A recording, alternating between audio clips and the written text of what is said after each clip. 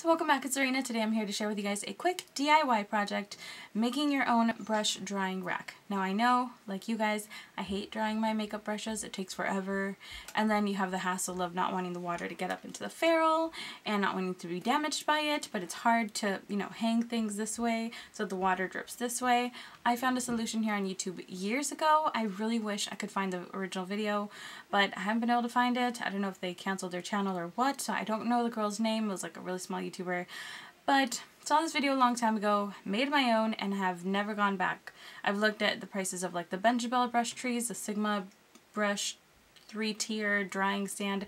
Those things are expensive. They're like $30, $40. The Benjabels go anywhere from like $25 and up, so why not save some cash? The thing cost me less than $10, and I did it myself in like 5 minutes, real quick, real easy, and I can dry as many brushes as I want because I can just squeeze them into here. So, if you're interested in seeing this DIY project, then just stay tuned.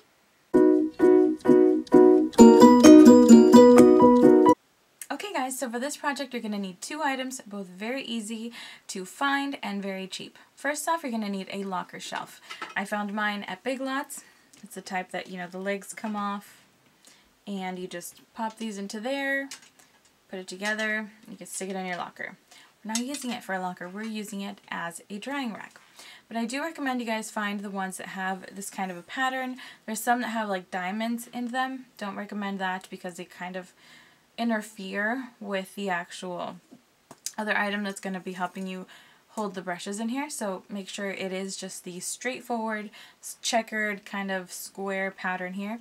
I find mine at Big Lots. They're $3, I want to say, $3 to $5. No more than $5 though. Honestly, these are super accessible, super cheap. If you don't have a Big Lots near you, look up maybe like a Kmart. It's always in like the school supply section.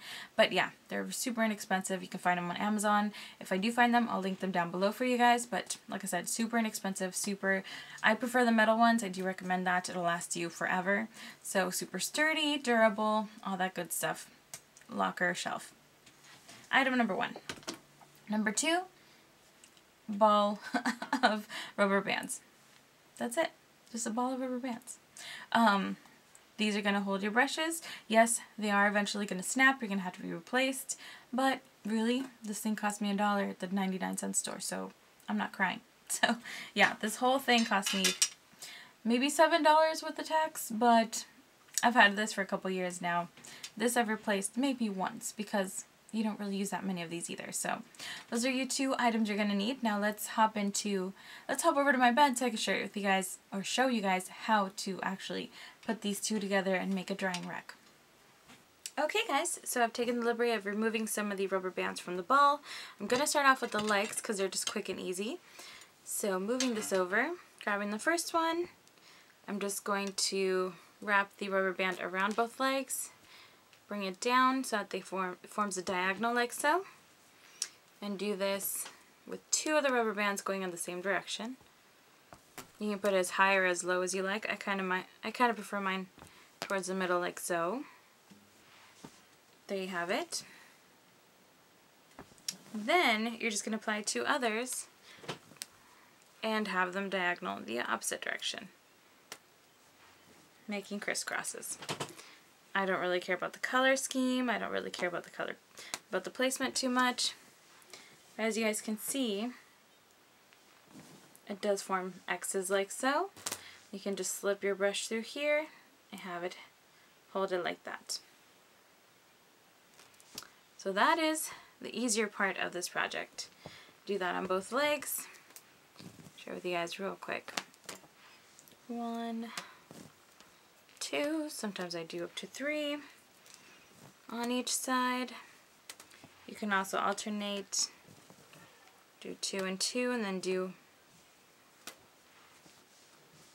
a third one, covering like so.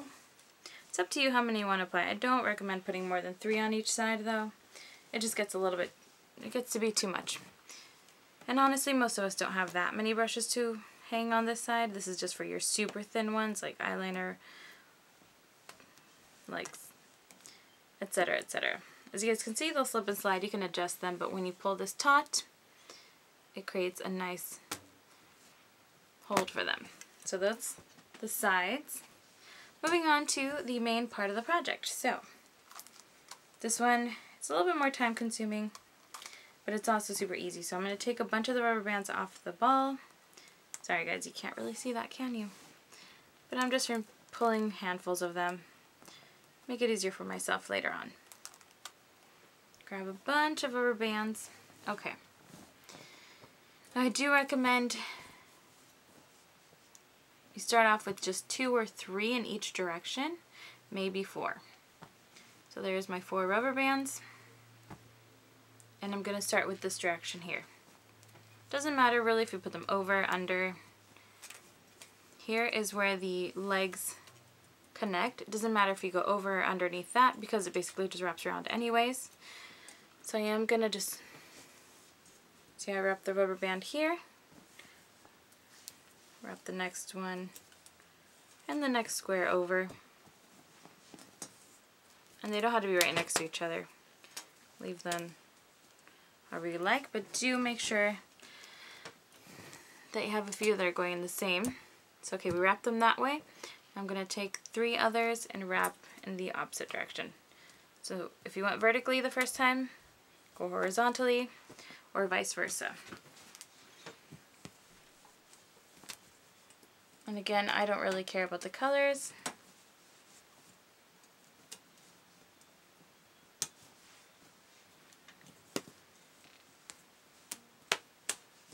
So there's 3 going for me vertically.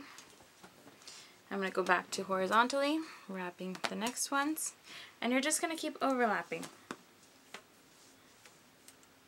As you can see, we're creating kind of a little nest.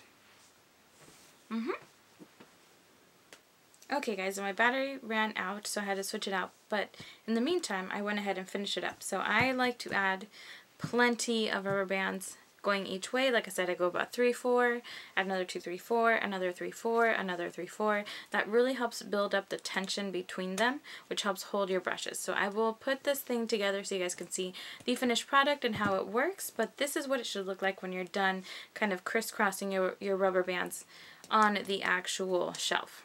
Just wanted to show that to you guys. There you go. Okay guys, and this is what it looks like from the top. As you can see, it has all different size spaces and whatnot. So it's really easy to either use a huge brush, just find the appropriate size space, wiggle it between the rubber bands, and there you have it. Or you can do something as small as a blending brush. Find another smaller space, wiggle it. That one's a little loose, which does happen sometimes. You have to be careful with what size and where you wiggle it into, but there you go. You can see the 2 different size brushes here. Now the legs, you do want to use these for super slim brushes like these Real Techniques pointed liner brush. This is really, really slim. You're going to have a hard time finding a space up here, but you can just wiggle it in between the rubber bands up top or on the side, and there you go. You're drawing that as well. So this is really practical, very handy, very inexpensive. That's why I wanted to share with you guys, because I love this. Like I said, discovered this 3-4 years ago on another smaller YouTuber's channel.